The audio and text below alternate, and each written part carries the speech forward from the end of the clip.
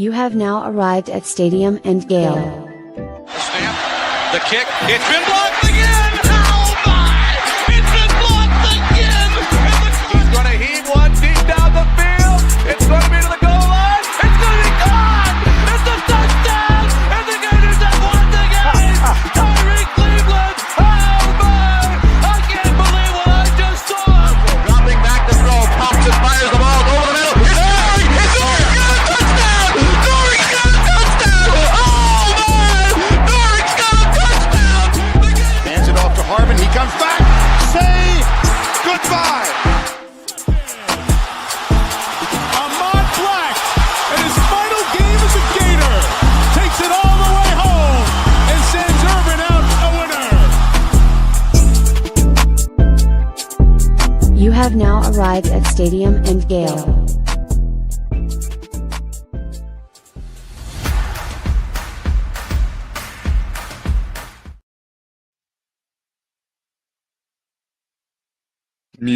Muted.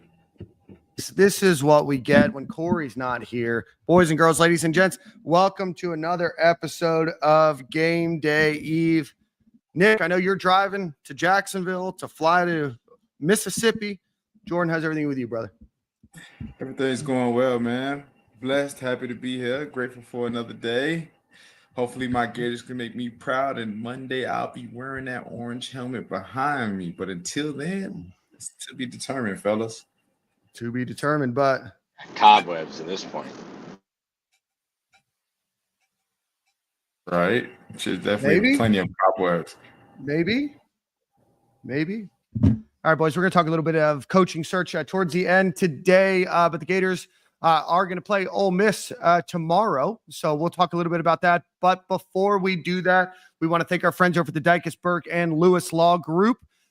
They are former attorneys that they are currently attorneys. They were attorneys for the insurance side, and now they are fighting against the insurance companies for you. So anything rain damage, water damage, hurricane, storm damage, pipes, whatever it might be, where you need to go toe for toe, pound for pound, M for M, whatever you want to say against the insurance company, the Dicus, Burke, and Lewis Law Group is going to be the folks that will help you. So go visit them at dicusburklaw.com, or you can give them a call at 727-258-0043. So again, we thank our friends over at the Dicus, Burke, and Lewis Law Group, and we will get started. Gators Ole Miss tomorrow, 7 p.m. Eastern time, 6 p.m.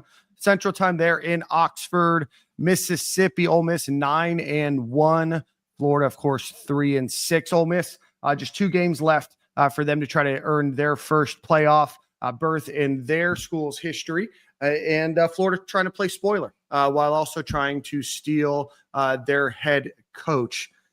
Gentlemen, your thoughts on this game? Nick, we'll start with you, brother. Yeah, I'm excited. It'll be my second trip to Oxford, but the first one was weird. 2020, that was Kyle Pitts coming out partying, but no Grove.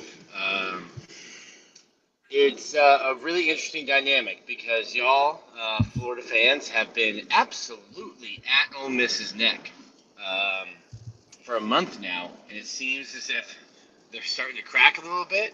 Saw some people tweeting pictures yesterday with shirts that said, "Just here to see our next head coach." So I'm interested in that. I'm interested in that dynamic. Excited to see Mississippi, Oxford kind of do its thing. Walk around the Grove. Hope to see some Gator fans there. In terms of the football game, the team that came out and played last week will get absolutely rolled in Oxford. You have to think that the guys that are left from last year's team, Florida played spoiler. Florida slammed the door on Ole Miss playoff chances last year. Have to believe they're going to be playing with a chip on their shoulder. The team that showed up, the Gators showed up in Lexington, will get rolled if they show up like that in Oxford. So I still think talent-wise, roster-wise, Florida has the talent to win any Saturday, but not if you show up like you did last week. So I don't know that I'll pick Florida to win this week, but I do think it wouldn't shock me if they figured out a way to win, muddy it up a little bit, and win this week. But confidence level not super high. Nick, your microphone is trailing off. Jordan, what are your thoughts, brother? Yeah, man, I feel like as we really just look back on the season, I think everybody can say we've been playing to our competition level week in and week out. When we're playing a bad team, besides LIU, maybe we're playing a bad team, I think we tend to stoop down to their level of competition and play like that, which is example like last week in Kentucky. And I feel like when we play a team like Georgia, we rise to the occasion and actually give them a fight. You know what I'm saying? So call me crazy, but I think we will actually give these guys a game this week. Sad to say. It'll be interesting to see, but I think we'll go out there and fight, man. I feel like a lot of these guys will probably be fighting just because Lane's over there on the other side. They probably want to show them what they're all about. Obviously, the coaches are going to be trying to coach their butts off to keep their job, even though it's not even there anymore. So I feel like people fighting, you know what I'm saying? And I won't be surprised if this is a good ball game when it's all said and done. Perfect. Corey, welcome. Just getting started, man. Appreciate you. What are your thoughts on this game? Obviously, I know it's Florida's looking to play spoiler. So what are your thoughts on this game tomorrow? Yeah, my hopes aren't high. I don't after watching last week, I don't foresee them pulling out a win on the road. We're going back on the road. This team has struggled on the road this entire regime, so I don't expect that to change. And also, I just don't think it's as smooth as a lot of us have said and thought it was in the locker room, and a lot of that energy I don't think is going to fix itself this week. You know, with the offense and the struggles that we've had with executing. And the offense going vertical and fixing some things in the pass game, run blocking schemes. I just don't see us fixing any of that. We had a bye week, probably, that we could clean some stuff up, but I just don't foresee that happening. I'd be surprised if we kept it a game. I think Lane comes in and try to blow us out, to be honest with you. Okay. Jordan, want to get your thoughts. Obviously, there's a lot of talk and discussion right now. Lane Kiffin certainly has kind of avoided talking about the subject, said that it's something that he'll think about later. How do you think if you're playing at Ole Miss and your coach is kind of the talk of the town, a lot of rumors that he's going to potentially head to Florida or head out of the program, how do you think that might affect the locker room? I think it definitely have a big effect on the locker room. And I think also what plays a big role into it is how's his energy. Has his energy and his just the way he's been going about things changed since these rumors have started? I feel like a lot of people are good at reading people and knowing if this guy's checked out or not. So I feel like that's what the players are kind of looking for, maybe to see if he's changing and seeing if he's kind of 1 foot in and 1 foot out. And by the way he's denying, talking about it and stuff like that, I think he's handling it like a pro and doing it the right way in that. Just respecting his team and saying, hey, listen, I can't stop other people from trying to get me. I heard him say one time, that's what happens when you put good stuff on tape. That's what happens when you are a good coach and you have a good football team. Things like this are going to happen. So I think he's covering himself up on all those bases as far as his team still believing that he's fully in it because he's still with the guys and he's still talking to the media as such, like he's still fully locked in. So yeah. Definitely a tough thing to be around though, because you almost look at it, especially if you're a younger guy in there. Let's just say you're a true freshman playing or something like that, or a sophomore. You're almost a little bit hurt in that, like, because you know what it is. You know he's gonna eventually, if he's not going to Florida, he's going somewhere, unless you guys win the national championship, and that's probably still iffy if he'll stay or not. But we shall see. Just tough, man. Like regardless of like leaving, like the quarterback, that offense in Oxford has been humming. And the way our defense has started to play of late, they replicate last week. Regardless of the locker room situation, like I think those guys are focused on the playoffs, regardless of what Lane got going on.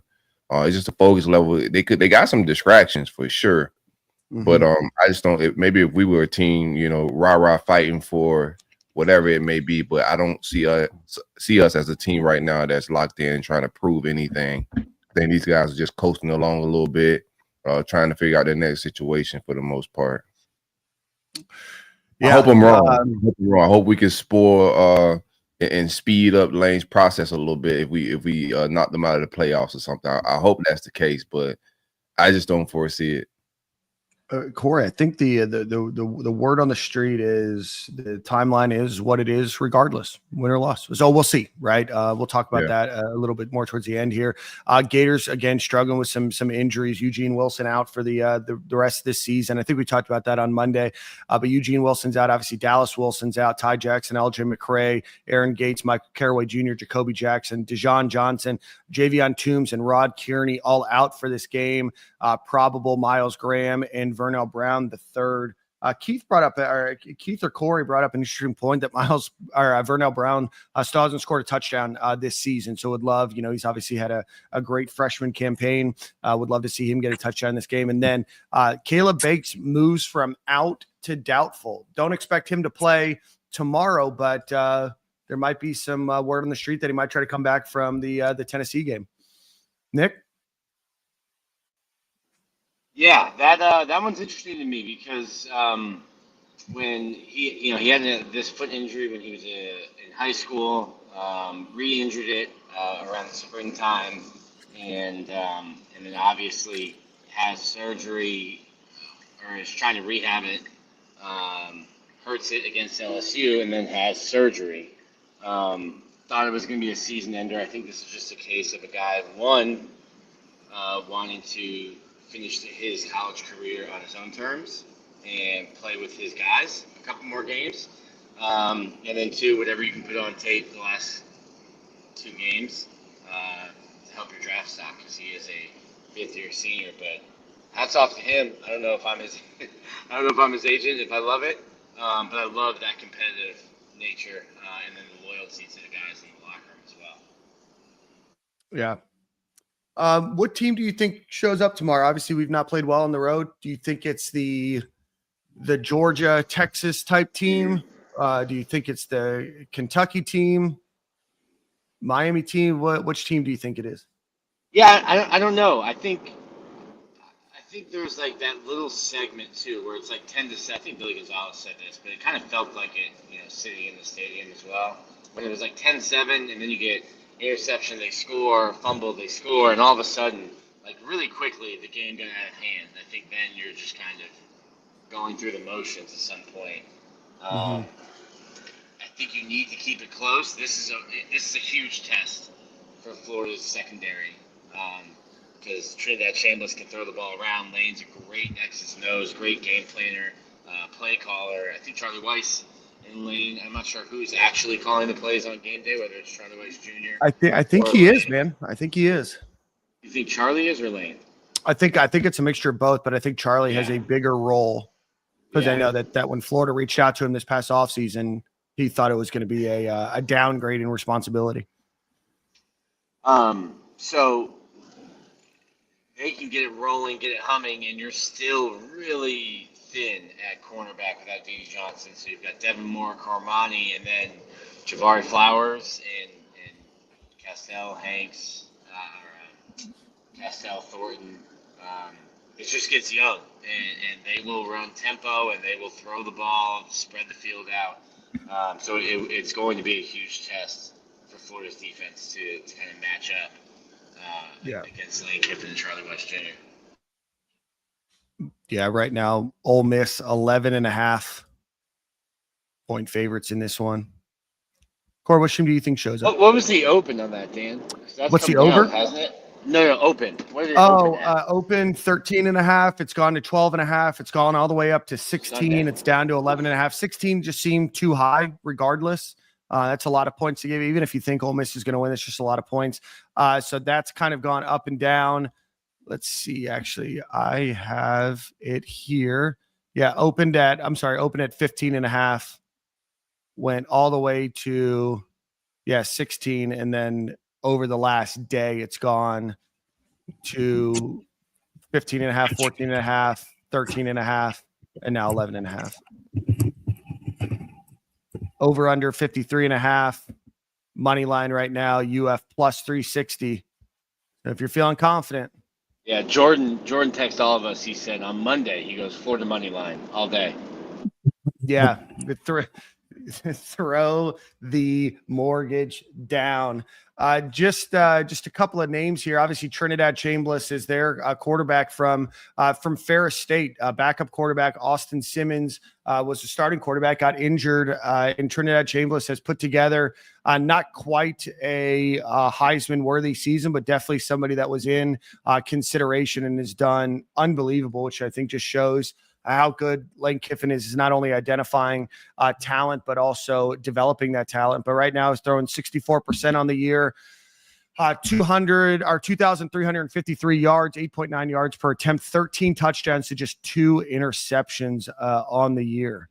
So he's gonna sling the ball. Some people that you need to look out for on Ole Miss's receiving core is Harrison Wallace III. He's their leading receiver. Deuce Alexander is second. Daquan Wright, the tight end, is third on the team, and Caden Lee is fourth. But they have 6 receivers that have, we'll say 300. One, Winston Watkins, is 298. But so they're going to sprinkle the ball to a lot of different folks. 17 touchdowns through the air, and I'm not so much worried about Devin Moore, but it's the safety play that just hasn't been great this season that really has me worried about Trinidad Chambliss and in his core of receivers there. Very nice. Cool. Not well. nice. That's no. I think it's really impressive because, well, one, I think Austin Simmons should probably just play baseball.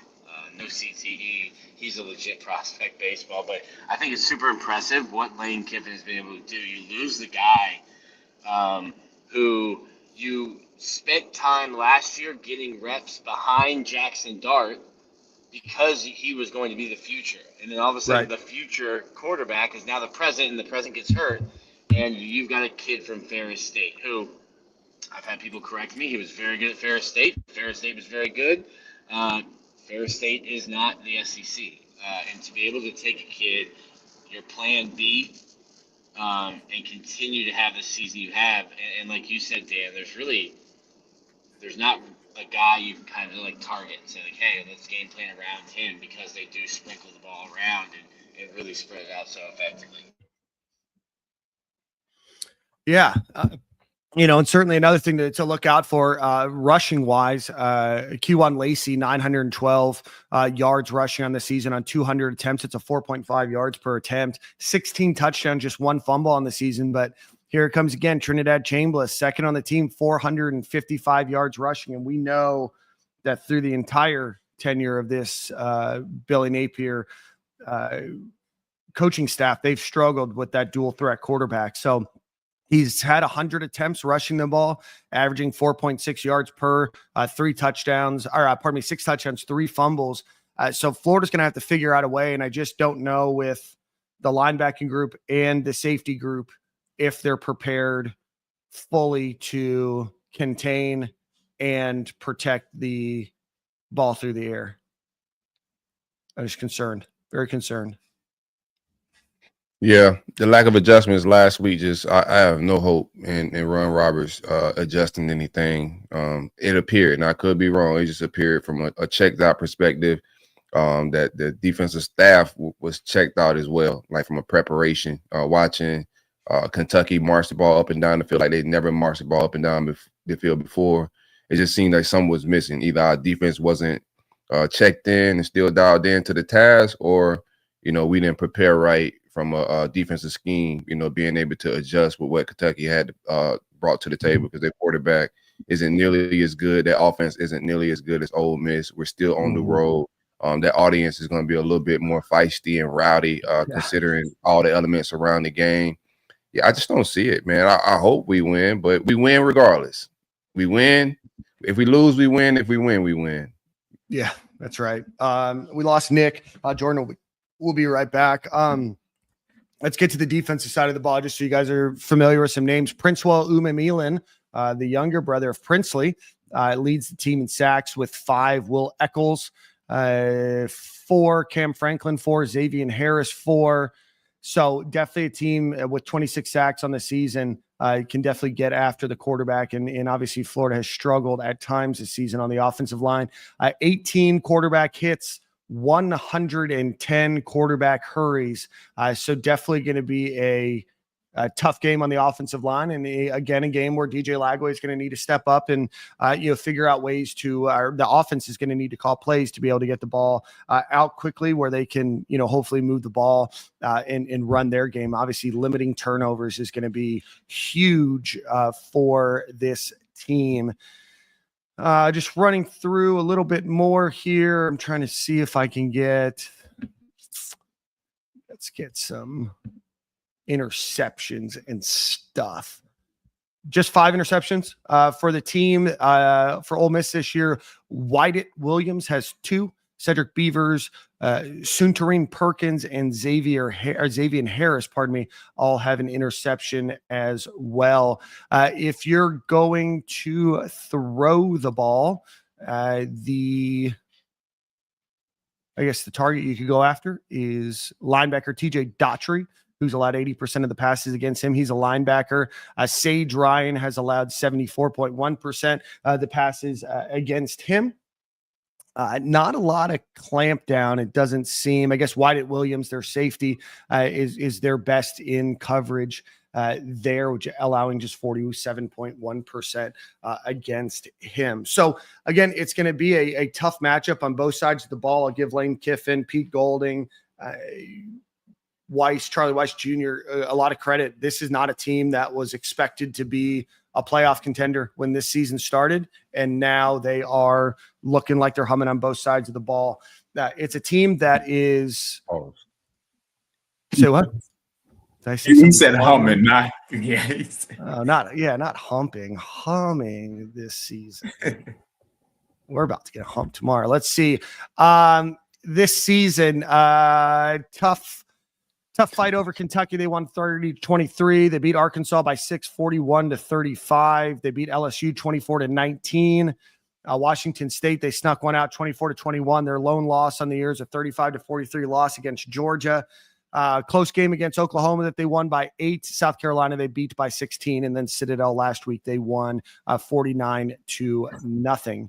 So a lot of close games. They've allowed a lot of points on defense. They've scored, obviously, a ton of points on offense. So, it's just going to be a matter of what team shows up. And, is this a situation where Florida can play spoiler and they don't have the same noise in their locker room that Ole Miss has? There may be, a bunch of the players reading and excited about the prospects and, trying to play well to try to earn those good reps. Or, again, last year they were able to play spoiler and, right now they have the opportunity to do so again against Ole Miss this week and then Tennessee next week. So it doesn't sound like any of us are super confident in a win this weekend, but I'm winning this weekend regardless, Daniel. You want to get I guess we're not going to do over. Jordan, do you think Florida's going to win? Not really, but I think we'll put a fight. Yeah. Because I can't lie, even dated back to last year when we played them. Look, being honest, is just a normal football guy, not a Gator fan. They were supposed to win that ball game. They missed a lot of explosive plays. A lot of deep balls were dropped, and that was played in our favor. You feel what I'm saying? We barely beat them. So if they can connect on maybe just half of those opportunities that they missed last year, it can get ugly real fast. So yeah, and that's – I mean, you look back at last season, Jackson Dart threw 3 interceptions. I think 2 of them counted in the last couple minutes of the game. You still won, right? You still had to put yourself in a position to win and have more points in the scoreboard at the end of the day, no matter how many interceptions that he threw towards the end of the game. This just Trinidad Chambliss is just not turned the ball over. He's had a couple fumbles, but 13 touchdown passes, just 2 interceptions on the year. It's going to be a tall task. We're not going through everything, but do you think the Gator defense gets a turnover? I think so. Yeah, I think we're capable of that. I think we can do that. Because, like I said, I feel like we play to our competition, and I feel like they know that they got to bring it coming against these guys. But my only problem is we don't play too well on the road, and I don't know if that's the player thing or is that a coach thing and why we don't play well on the road. You know what I'm saying? So I guess that's what we'll find out this weekend is if we play well on the road. Obviously, Kentucky, we showed that we don't play well on the road. So I mean, the fact that they've, I think, won 5 road games in 4 years is enough of a stat for me to just Yeah.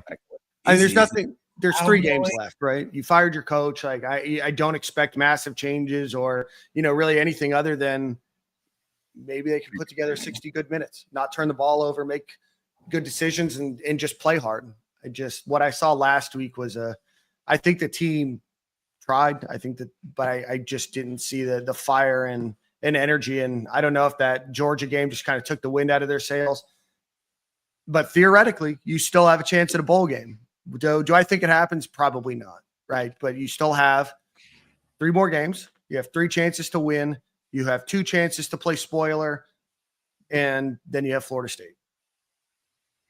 Yeah, I just don't see it happening, man. I hope for the best. I'm a Gator through and through, but just from the leadership standpoint, I don't think the leadership from the leader on the field and the leader of the play, who calling the plays, I don't think they're on the same page.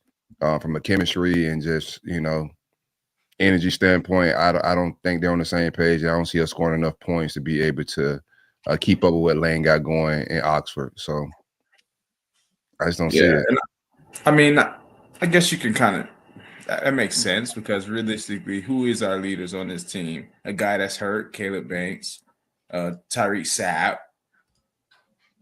Offense. None. They're puppies. Lagway by default, but they're puppies. 2nd-year guys. Yeah. I don't think it's clicking between the play caller and our on the surface, on paper leader of the offense. I don't think they're on the same page. As our offensive leader, I don't see it being Lagway. No disrespect in the quarterback. I'm just more saying I feel like he hasn't shown it, and I just got to call a spade a spade. I don't feel like he's the offensive leader. I think that's part of the problem with his team. And while we go and get our head beaten on the road, it's because we just don't have that leader that's willing to pull us through and get us through adversity. I think everybody kind of just turns and looks at each other once stuff hits the fan, once things don't go good. And I think here's the thing, Jordan, like the perceived leader in the offseason, the head into the season was DJ, right? You start to lose games on the offensive side of the ball, and if the perceived leaders, as far as the play caller, the offense, whoever the head in that side of the ball, and the quarterback, who's the perceived leader on the field, those 2 not clicking, the rest of the locker room is going to be looking around like, I don't know, bro. Like you're missing leadership because at the top, if the quarterback and the play caller aren't on the same page, quarterback and the head coach aren't on the same page from the beginning of the season, I think we're seeing a lot of that play out on the field. Yeah, 100%. Yeah, no, and that chemistry is really important. And then obviously you throw a new play caller in there 2 games ago. It's just going to be different communication, the play calling, everything else. Just there's probably still probably a lack of comfort on both sides, right? Both from Florida side and DJ Lagway side. And there's just not much, right? I mean, you fired the coach. I mean, what else are we going to say? This is a season that everything's going to be evaluated this offseason, whether he's here or not, whether Lane Kiffin is Florida's head coach or not, whether whoever, Florida's going to be in an offseason of evaluation. There's just not much more that we can expect or anticipate through the rest of this year other than trying to get good guys snaps and, the opportunity for some of these guys to play, the end of their college careers and hopefully end, with something to hang their hat on because it's just this season just didn't go the way anybody thought it would. From us to the national media, to coaches, to players, to people that are watching. So I think we all kind of wanted the offensive coordinator and could see it going this way if we didn't make that change. I think even national media, they kind of set the stage of the talents there. Florida's really good talent-wise. We'll see what it does as far as executing on the offense side of the ball. But we're beating a dead horse at this point. Yeah, no, we are. So we've got that game tomorrow, 7 p.m. In Oxford. Nick, you've been to Ole Miss before? Yeah, I was there in 2020, so sort of. Okay, COVID time, so it's your first time seeing the Grove in bars full. Were open, but yeah, the Grove was empty. So this will be your first time going to see the Grove in its full, the Velvet Ditch. Are you walking around in Gator gear or are you walking around in neutral colors? Are you scared? Brother, yeah, I grew up a Gator fan, spent 11 years not being able to wear Gator gear. We are in Gator gear. Okay. We're with the collective, we're in Gator gear. If they sell Lane merchandise, I might buy some Lane merchandise while in the square. You should have gotten an orange and blue shirt that says, "We want to poach your coach." Yeah. Just Gator. Take me to your leader. Yeah. Take me to your leader. That's crazy. For sure. Take me to your leaders. That would have been a great episode if we titled these Game Day Eves. I'm just going to do it anyway. You know what I mean? Why not? There's no rules, I need something to bring me happiness. They're starting to like reality starting to set in Oxford, man. It's been beautiful to watch, bro. There's been a lot of arrogance coming out of that part, but they're starting to remind themselves that they are in Mississippi. It's starting to set in. The tenor of the internet over the last week from the Ole Miss faithful has really gone down a slippery slope, and we're about to reach terminal velocity on this avalanche fall of collapse of the Ole Miss fan base. If everything that we're hearing is true, and I think it's important to know that until something is signed and there's an introduction, anything can happen. But I'll tell you very fervently, I sent you guys the text yesterday that Florida feels exceptionally confident landing their first choice of head coach. Very nice. I mean, bro, if and when it goes down, like straight pandemonium from Gator Nation, I believe, man. Like we may still storm the Capitol in a good way. In a good way, with pastries. yeah. Confetti. I think the timing would be post Egg Bowl.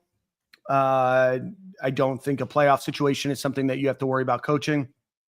I think Ole Miss has started to very judiciously start to look at their next options as head coach. And that could even be somebody that's on their staff now going into next season or what that might look like. But I cannot definitively say that anything has been signed, but I can tell you that Florida feels very, very confident in their head coach for next season as of today, November 14th at 10:38 a.m. Eastern Standard Time. Very confident. Time stamp it, man. Time stamp it, my brother. Very confident. But until there's an introductory press conference, until the signature has been signed, until PJ is in air. Do you think if this goes down after the Egg Bowl, what do you think the fallout is? Do you think Lane continue to coach the playoffs out there? I just think it's going to be a battle for them. It could be. No, I don't. Okay. Yeah. I think that they're evaluating what those options could look like. Ole Miss leaders are, like I said, looking at what their options are and will be. They are looking, the Ole Miss writers are talking about it. The national media mood has changed quite a bit over the next couple of days as some of this has unfolded. There's just a lot of reason to believe that this is going to happen and that Ole Miss will, should they make the playoffs, will move forward with somebody else at the helm. This is what the whole state of Mississippi deserves. Talking greasy to my fan base. We've not seen the situation play out though, right? Kalen DeBoer got hired at Alabama after his team was in the playoff, but that was post playoffs being over. We've never seen a coach, and this probably is not something that will happen all that often. But I almost wonder if Alex Golish from USF is a target by some school. What could happen there? Because you have early signing day, you have the transfer portal not long after that. And Alex Golish will probably, if USF makes it, they're probably a one and done team, but big bank take little bank, an old fashioned big bank take little bank, and we get into historic times of sending a team into the playoffs with no coach. I like that we're making that type of history, man. Like we still win. We gonna like Billy set us back with some bad history, but we about to set some new history. For real. I'm talking. I'm gonna have to come out of trolling retirement, my brother. Corey went into troll retirement at the wrong time. Wrong time. I'm about to get the trolling coach, greatest trolling coach of all time is coming, and I paused, and I've retired. That's nuts. A lot of That's pent nuts. up troll energy there. Yeah, it's all good. I think Nick and the Florida Victorious team will have to upgrade their servers. Should that happen? They gotta upgrade their seats. Are y'all in the press box? Y'all can't just be walking around Oxford with Gator stuff on. I'm fearing for your safety, my guy. You need me to send some help out there? I'll be all right. I'll be all right. All right, bro. Oh man, I'm with. I had I'm Mississippi with Ben. fans like sending me their seat numbers and telling me, "Hey, meet me for square up." Oh, tell them to meet in Northgate, bro. Come see me. The home game. Crockpot on. Crockpot on, man. Oh my gosh, I don't know if Jordan knows the Corey Crockpot on lore, but I don't. Nah, that was crazy. I think he got covered by what? Not World Star. Who was it? BSO. I think it hit World Star, man. It hit a few like major outlets. I almost got fired. Thank God my boss at the time was actually a Gator alum, so he kind of got the jokes and the vibes a little bit. But that shit made it all the way to my boss's desk. Jordan will send you the article. It's hilarious. My mother-in-law got it on Facebook. It was wild, bro. I was like, "Hey, man, what's going on here?" Anyhow.